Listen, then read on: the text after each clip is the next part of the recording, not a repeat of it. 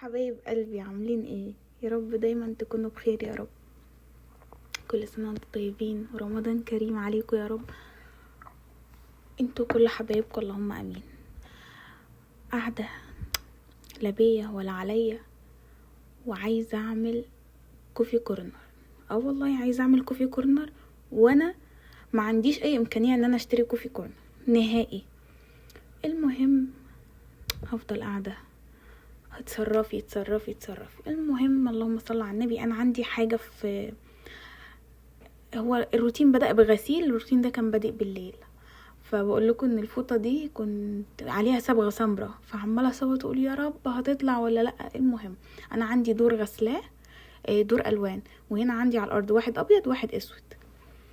هشيل الالوان ده انشره واحط مكانه ابيض، بس الابيض بقى بغسله بكلور وفانيش وكلوريكس وحاجات كتير كده. والخلطه بتاعت المسحوق البودره اللي انا عامله حته خلطه جباره، جبتها لكم في فيديو قبل كده. المهم عايزه اعمل كوفي كورنر، فانا عندي في غرفه النوم حاجه شبه وحده ادراج كده، فيها اللهم صل على النبي 5 ادراج. فانا مش مستفاده بيهم باي حاجه خالص غير ان انا حاطه فيهم شوزات، بس شوزات والشرابات بتاعتنا. المهم قلت لا، يعني شوزات وشرابات واغلبها نضيف، وفي منها اصلا ما تلبسش خالص.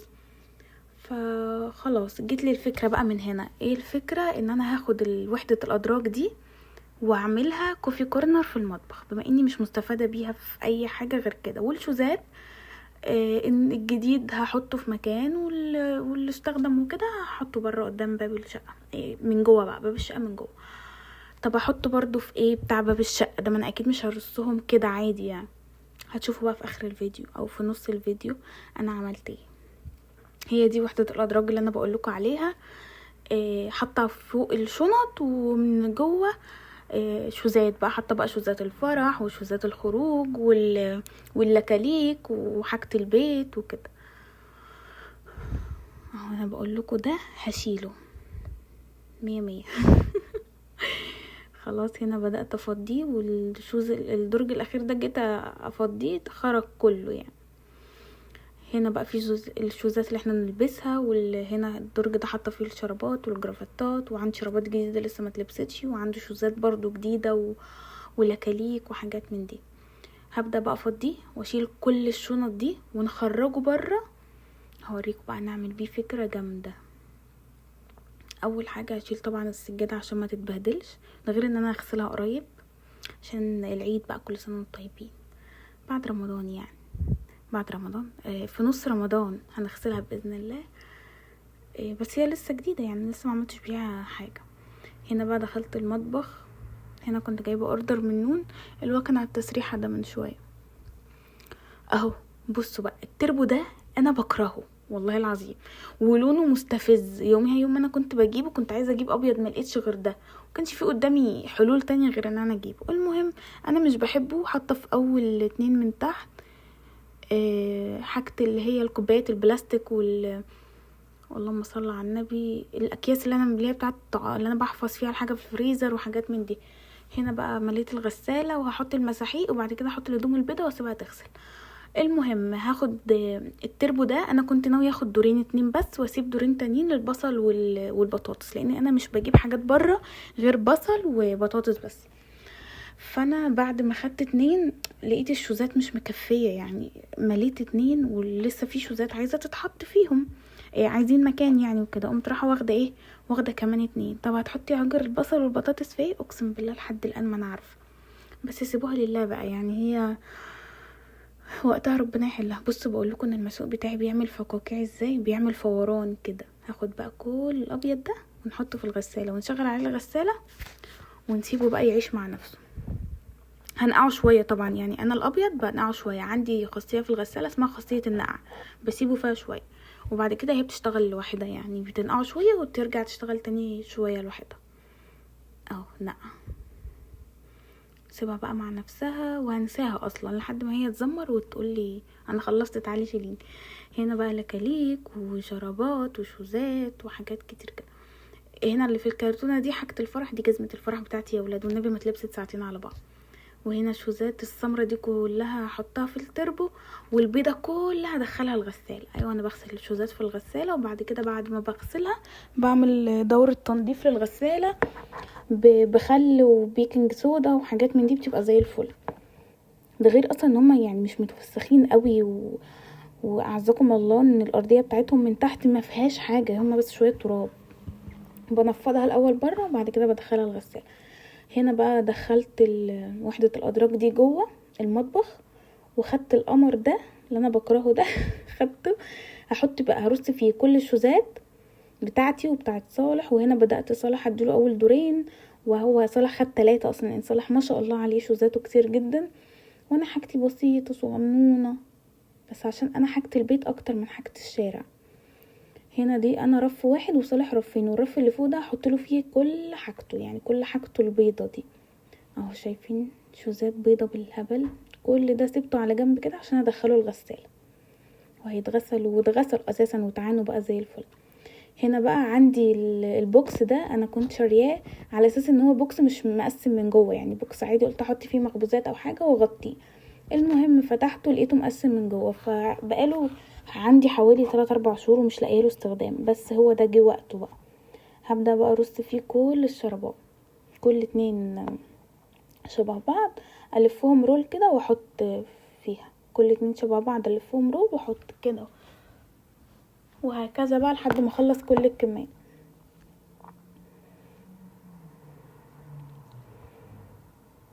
ايوه شطوره بنت هجور.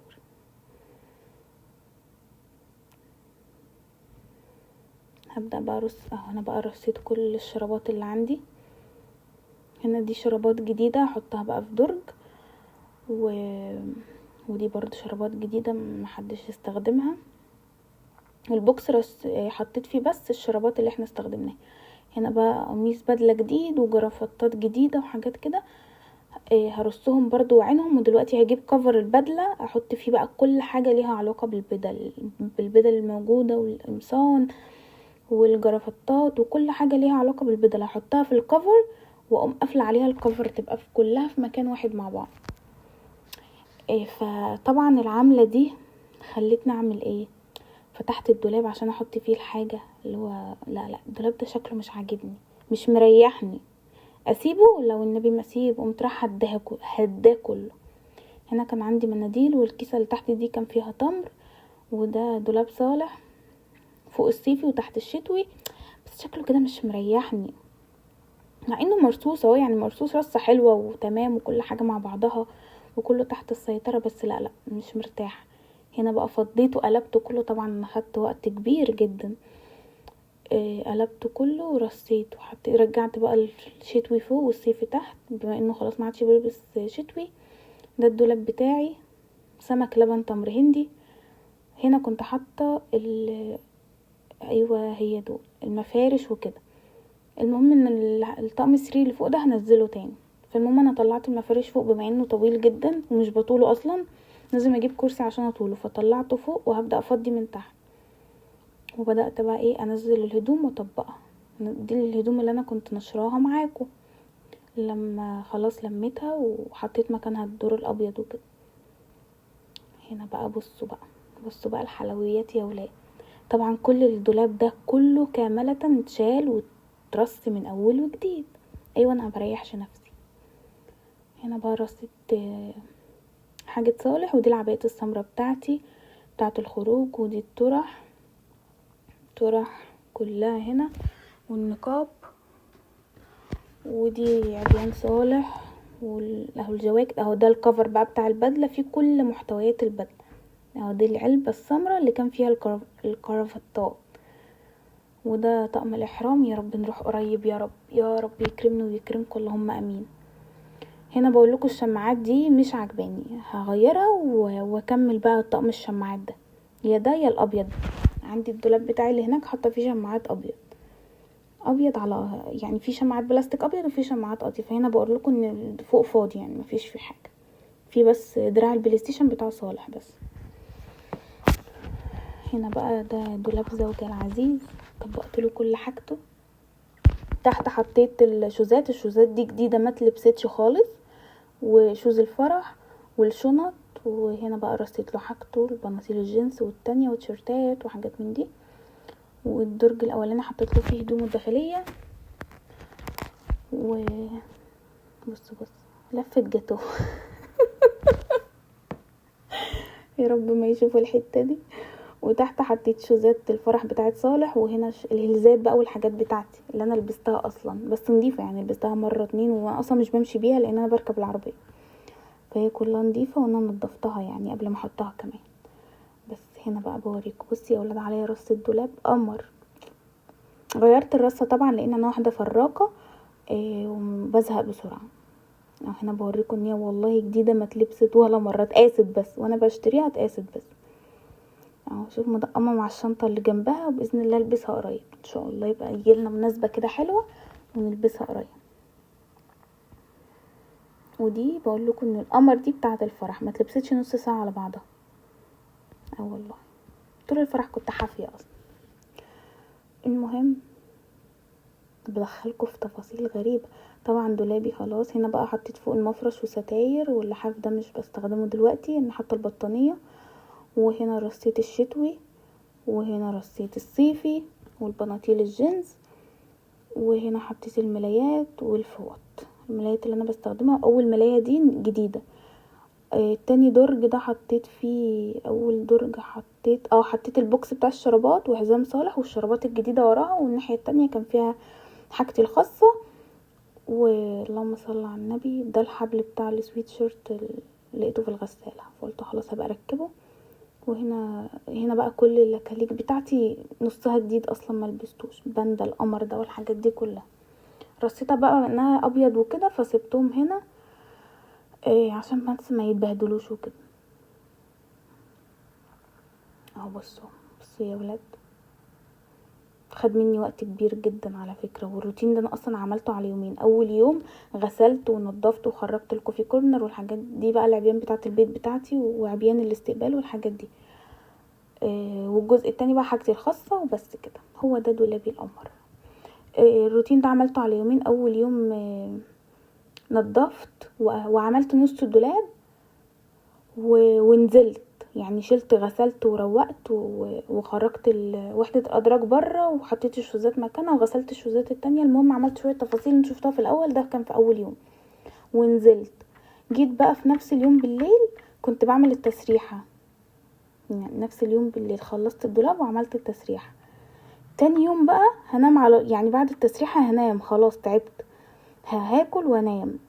تاني يوم بقى اللي شطبت الأوضة كلها، فرشت بقى السرير ومسحت الأوضة وكنستها وفرشت السجادة وهغير كمان نظام الأوضة. ما انا قلتلكوا في الأول انا واحدة فراقة، فهغير نظام الأوضة. وعايزة اجيب منظمات هنا للتسريحة، بس الدرج صغير ما ياخدش منظمات اللي هي الأكريليك والحاجات دي. ايوه زي المنظمات اللي انا حطاها دي هتنفع للروج بس مش هتنفع للباليتات. وانا مش بحب احط حاجه على التسريحه فوق غير صينيه البرفانات والبس والفرش والحاجات البسيطه قوي، مش بحب زحمه على التسريحه نهائي. فهنا بقى جايبه المنظمين دول، المفروض اصلا هما بحط فيهم معالق وحاجات من دي، بس انا دول انسب حاجه لقيتها للاكسسوارات عندي. والعلب الصغيره دي علب الذهب والفضه والحاجات دي. هنا بقى درج السكين كير برضو جايبه له صينيه، والصينيه دي اصلا كانت عندي في المطبخ بس ما استخدمتهاش، كنت جايباها للمطبخ بس لقيتها صغيره. بحط فيها بقى كل حاجه السكين كير وال والماسكات والحاجات دي. انتوا شايفين بقى انا سرعت الحته دي، اكيد مش هجيب بقى كل حته حته حته وانا عماله ارص. خد وقت كبير جدا، يعني الروتين ده كان 45 دقيقه انا خليته 23 دقيقه. هنا برضه حاطه كل البادي سبلاش والحاجه بتاعه وديو يا لهوي نسيت كان اسمه ايه. المهم ان هي كل البادي سبلاش والمرطبات وحاجه الجسم عموما، والديرما اسمها ديرما ايه يا ولاد، الديرما اللي هي بتاعه البشره والاطواق والتوك، حطها بقى في الدرج ده. وبرده ما اقدرش اجيب منظم لان دول اصلا بيتحطوا كده على التسريحه من فوق بيترصوا، وانا مش بحب الحاجات دي، فانا برصهم كده. وطبعا اي حد بيروح ياخد اي حاجه الرصه بتبوظ وبرجع ارصهم تاني. عايزه اقول لكم ان انا كل يومين برصهم والله العظيم. بس هنا ظبطته كله تمام. انا بقول لكم كله تمام. طبعا خد وقت كبير جدا. ايوه بقول لكم العلب دي فيها البتاع دي اللي هي بتاعه مساج البشره، ودي الديرما بليننج باين، ديرما رول. ايوه هي دي بتاعه البشره. بس حطهم هنا. وهنا بقى بوريكم التسريحه بعد ما رصيتها. طبعا الادراج اللي تحت دي انا رصاها ومخليها زي الفل، وهي اصلا كلها علب تليفونات والبوكس بتاع اللهم صل على النبي، المرايه بتاعت فرحي اللي هي مكتوب عليها اسمي من ورا، والبوكس بتاع كتب كتابي ومنديل كتب كتاب والحاجات دي يعني. هنا بقى استراحه محارب، خلاص جعت واليوم ده ما طبختش وخلاص بقى من الصبح بس فتره. طبعا عندي هيصه بس هيصه بسيطه، كل الحاجات دي هتتلم وهتبقى زي الفل. كلنا الحمد لله. تاني يوم بقى كلت ونمت على فكره. والله خلاص كلت وما كنتش قادره بقى، خلاص كنت جبت اخري. قمت بقى جبت الجلانس بتاعي وظبطت كل حاجه. دي مناديل مبلله بحب المع بيها، بتشفط التراب شفط رهيب رهيب. ده الزيت ده سمعت عنه ريفيوهات كتير جدا، قلت اجربه بس ما جربتوش غير مرتين يعني. هو حلو بس لسه ما اقدرش اقول حلو ولا وحش يعني. هو بيطر الشعر قوي، ده اللي انا استنتجته، بما اني اصلا شعري ناعم فمش عارفه هو اصلا بيطر الشعر ولا ده طبيعه شعري ولا ايه، مش عارفه بس هو حلو يعني شغال. هنا بقى بلمع كل البرفانات وبلمع الصينيه بتاعه البرفانات كلها اسمه ايه ده، بالمناديل المبلله. وهبدا ارص بقى لمعت كل واحده لوحدها وهبدا ارص بقى عشان بيلموا تراب قوي. وهنا بتاعه الفرش والكريم وبس على كده. هو ده كل اللي انا بحطه على التسريحه والفرشتين بس. هنا بقى جبت مناديل برضو مبلله بتشفط التراب حلوه قوي يا عيال والله. وهبدا بقى ايه اخد مناديل والف بقى على كل الموبيليا اللي عندي. هنا بقى بدات المع الاتنين كيمود حتى علبه المناديل الزرقاء اللي انتوا شايفينها دي والله بلمعها. والله بلمعها.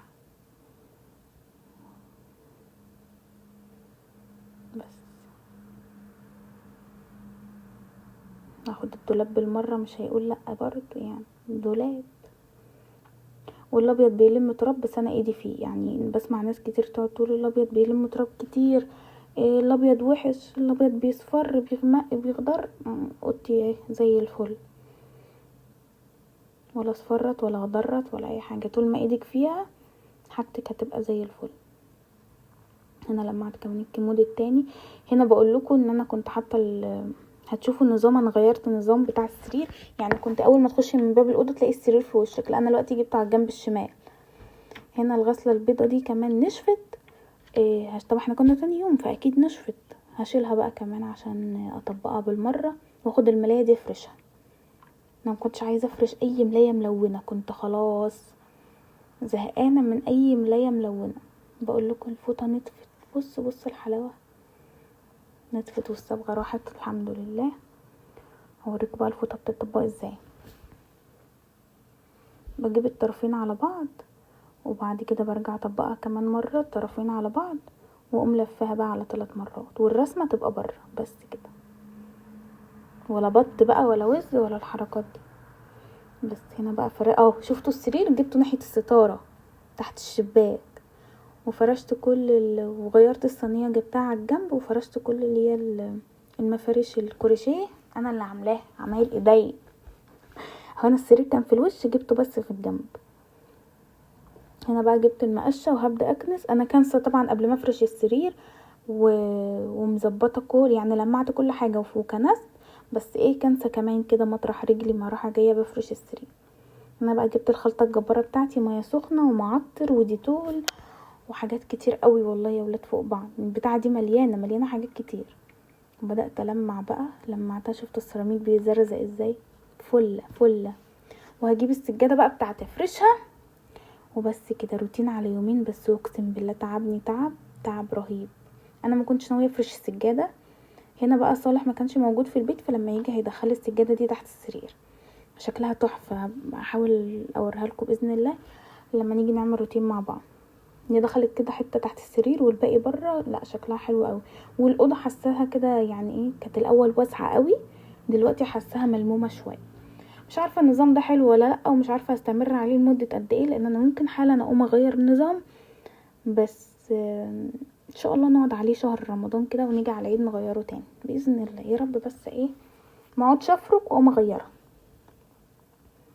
هنا بقى لمعت كل حاجه، ووريكم بقى الدولاب، ووريكم كل حاجه في الاوضه، وولعنا بخور عشان ريحه الاوضه تبقى حلوه وحرشه كده. وبس كده يا حلوين. هو ده كان الروتين بتاعي، كان روتين بسيط خفيف.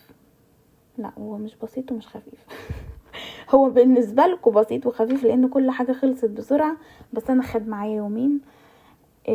خد معايا يومين لان انا اول يوم زي ما انا قلت لكم عملت نص الحاجه ونزلت. ولما نزلت رجعت متاخر، يعني رجعت البيت متاخر. ولما رجعت ظبطت التسريحه وظبطت بقيه الدولاب، وخلاص كنت تعبت جدا بقى، يعني تعبت قوي اليوم ده.